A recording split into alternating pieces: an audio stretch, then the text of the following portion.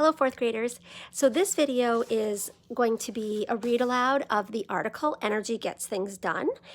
If you read the link to the article right above this, you don't have to listen to this video. But if you were having any trouble reading it or some of the vocabulary or words were too difficult for you to read, then you can definitely listen to my read aloud of the article. So it's called Energy Gets Things Done. Energy gets things done. What is energy? Think about how you traveled to school today.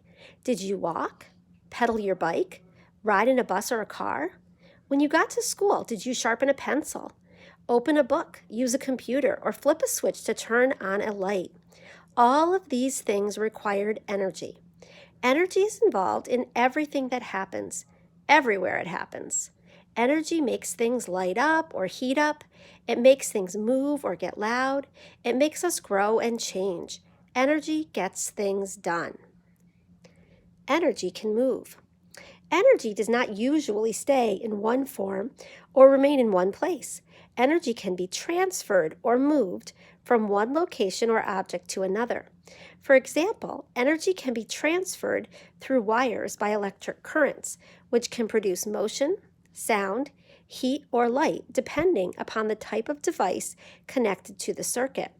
When you turn a light on in your home, you are using electric energy that has most likely been transferred through wires for miles before it reaches the light bulb. Energy can change. Energy can also be transformed or changed from one form to another.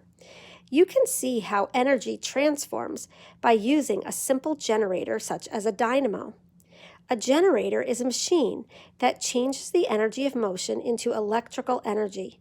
To get the bulb in the dynamo to light, you had to provide energy by turning the crank with your hand. The crank turns two gears connected to a coil of wire located between tiny magnets. When the coil of wire spins between the magnets, an electric current is produced. Energy of motion has been transformed into electrical energy. The electric current then transfers electrical energy through the wires into a light bulb where it produces light and just a tiny bit of heat as well. So there you can see the dynamo torch. When you turn that crank, it turns the magnet and creates electricity. Electromagnetic induction. A scientist named Michael Faraday invented the first generator in the early 1800s. He figured out that moving a coil of wire between magnets or moving a magnet through a coil of wire produced electric current. This process, called electromagnetic induction, is the basis for all generators. So, when you turn on a light in your home, you are using electrical energy that has been produced by a generator. There's an image of a coal-fired power plant that is generating electricity.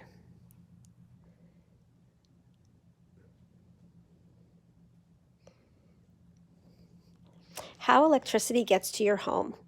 Many things in your home depend upon electricity to work, from lights to kitchen appliances to computers. So where does that electricity come from? It depends upon what kind of power plant your community depends upon for electricity.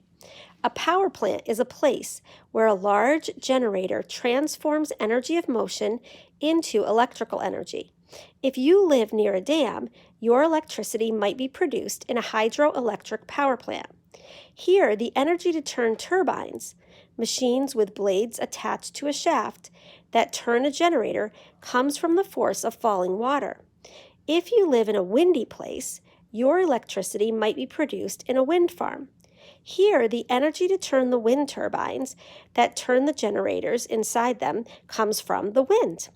In most places in the United States, however, electricity is produced by burning fossil fuels, as in the coal-fired power plant in the diagram. First, pulverized or finely powdered coal, A, there's the coal, is burned to boil the water inside a boiler, B, there's the boiler. Steam builds up and enormous pressure forces the blades of a steam turbine, C, to spin. There's the steam turbine. The spinning turbine is connected to the shaft of a generator, D. There's the generator. Which turns to spin magnets within wire coils.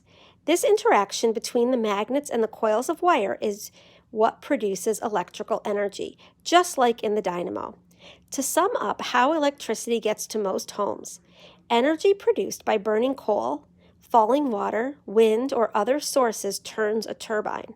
The turbine turns a generator, which transforms the energy of motion into electrical energy.